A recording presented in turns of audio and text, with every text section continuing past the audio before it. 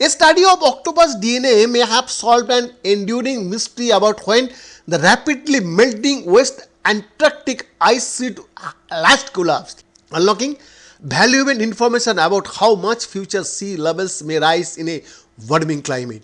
The innovative research focused on the genetic history of the turquoise octopus, which lives on the seafloor across the Antarctic, and what it could reveal about the geology of the region over time.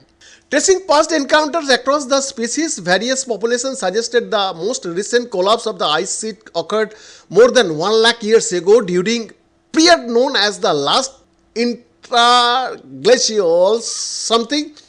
Geoscientists suspect but had not been able to confirm definitively, according to the study published Thursday in the journal Science.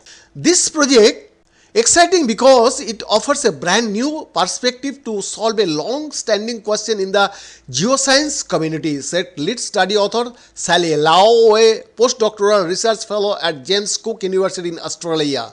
DNA of living animals today contains all information about their ancestors in the past, so it is like a time capsule, she said.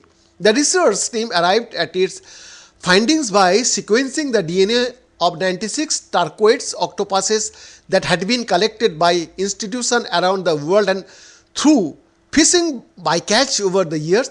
The oldest samples dated to the 1990s, but when sequenced, their genes provided what was essentially a detailed family tree going back millions of years. The DNA analysis enabled researchers to understand whether different populations of turquoise octopuses had interbred and what point that interbreeding had happened. It is like doing a 23andMe on the octopus, Leo said, referring to the genetic testing company. This information gets passed down from parents to children and grandchildren and so on. Today, population of turquoise octopus in the Weddell, Amundsen and Ross series area separated by the continent-sized West Antarctic ice shelves and cannot intermingle. However, the study suggested that there was less genetic connectivity between this population around 1,25,000 years ago, during the last interglacial when global temperatures were similarly to today's. This finding indicated the West Antarctic ice sheet had collapsed during this time, an event that would have inundated coastal region but opened up ice-bound areas on the seafloor that the octopuses would be able to occupy, ultimately encountering and breeding with members of turquoise populations that were once geographically separated from one another. What makes West important is that it's also Antarctica's current biggest contributor to global sea level rise.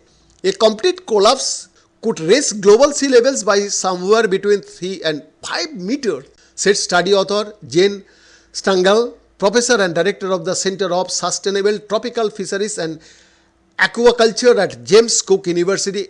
In a statement, Stangl first came up with the idea to use genomic methods to investigate whether the ice sheet had collapsed during the last interglacial.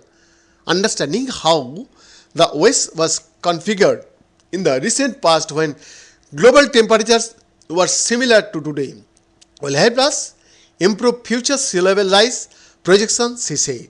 Why octopus? The team chose this species of octopus for the study because the animals are relatively immovable. They can only crawl along the seafloor, which means they are more likely to breed within their genetically distinct local population. By contrast, a fast-moving marine species such as krill would have more homogeneous DNA, blurring out historical genetic connections, Loa said.